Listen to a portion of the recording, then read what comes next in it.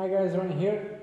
Today I want to talk about cyclocross tech and what I have learned in the past couple of races and the past couple of months doing cyclocross for the first time this season. So you might have already seen my bike and the build specification when I first built it. So this is a Trek Boon Race Shop Limited frame set, SRAM, 4 small group sets and pretty much standard fair cyclocross stuff with some zip, 303 tubeless wheels, and I had to make some adjustments to it to make it work properly because I didn't have too much experience with cyclocross before, so to be honest I wasn't really sure what I was doing, but I have found some things out, and that's what I want to share with you today. So a couple of things or problems were related to my tires. Now I know what you're going to say, tubulars for cross, tubulars are the best, etc. Let me disappoint you, they are not. And I'm not willing to use tubulars again, to be honest. I'm not willing to use that much solvents, adhesives, the glue, dirty rags. It's a lot of hassle. If you have a good tubular setup that is tried, tested, and you know it works and you can trust it, then you can run the same very low pressures with tubeless with the added bonus of lower rolling resistance and added puncture protection, because well, basically if you get a nail in there, if you get a thorn in there, it's not going to puncture because it has a sealant in it. So yeah, it's excellent if you get it working properly, and that's very easy to do with these excellent Zip 303 tubeless wheels. I have two sets of these. These are the NSWs. I also have the regular Firecrests, and they work beautifully when set up tubeless. Very easy to set up if, and this is the big if, you have the correct tire. So if you are thinking about these wheels, I'm going to tell you exactly which tires do work. So Schwalbe ones, or X ones, sorry, they work very well, even on 20 psi, no problem, no burping whatsoever, very good security. The new Vittorias, tubeless, the Renos, the Mixies, the Wets work beautifully, and one very famous brand I have been recommended are the Clements. The Clements also claim to be tubeless.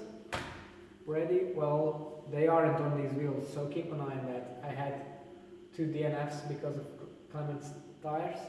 They just burp all over the place, they won't hold the pressure, even at 35 psi they will just blow cream up the rim, and yeah, they just don't work.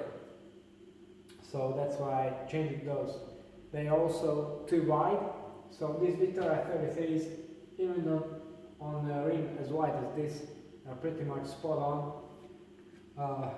I have the other ones in 31C to be a bit on the safe side. So this way it just works. Down to 20 psi, even under that, no problem. Yeah, so that was the tires. You don't need tubulars to race cross, and I mean it. So don't even try to convince me otherwise. Then cassettes.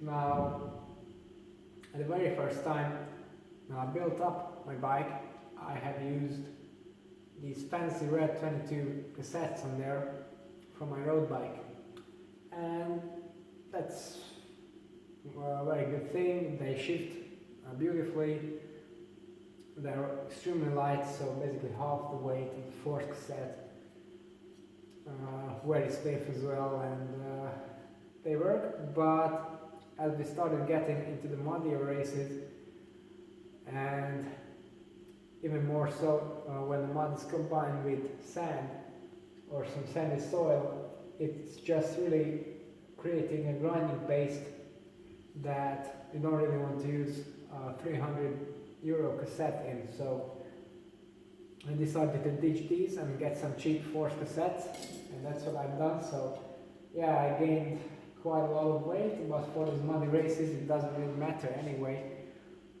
And yeah, I'm not wearing down my nice cassettes, and I keep them for my road bike. Then one more thing I have changed are the pedals. Previously I have ran the very fancy Crank Brothers Eggbeater 11s. Now I chose the Eggbeaters because I thought the lighter the better, the more mud clearance the better, which is sort of true.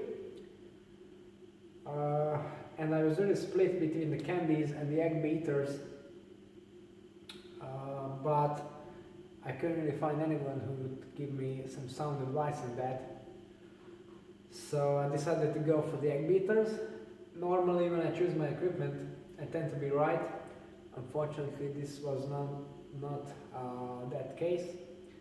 So as long as you're clipped in and you just want to go fast, the Eggbeaters are excellent. Stiff platform, very light, in fact super light at 170 grams, good retention and sprinting, good connection, whatever, they're excellent pedals for mountain biking or gravel riding or whatever. But the thing is that in cyclocross you have the barriers, you have muddy slopes, sometimes you have to get off your bike, and that's where the problem comes.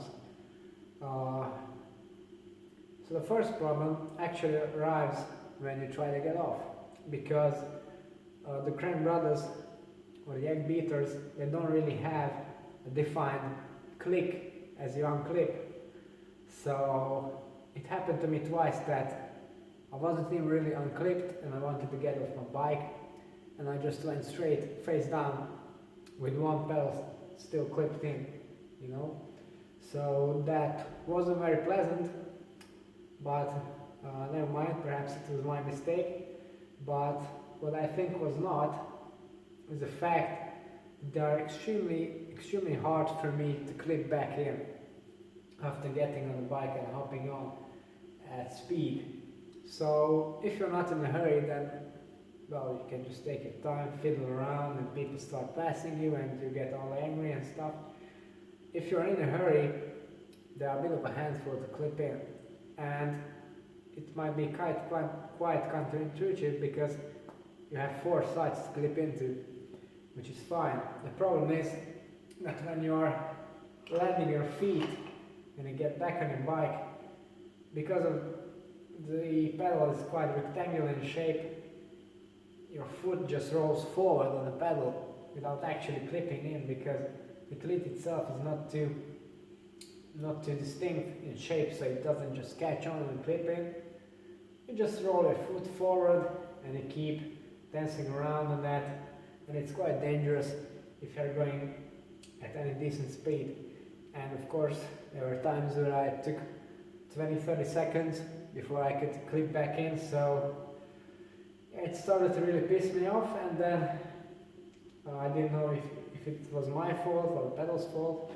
So what I've done is I stole some regular XT onto my pedals from a mother's bike, and that just solved a complete issue.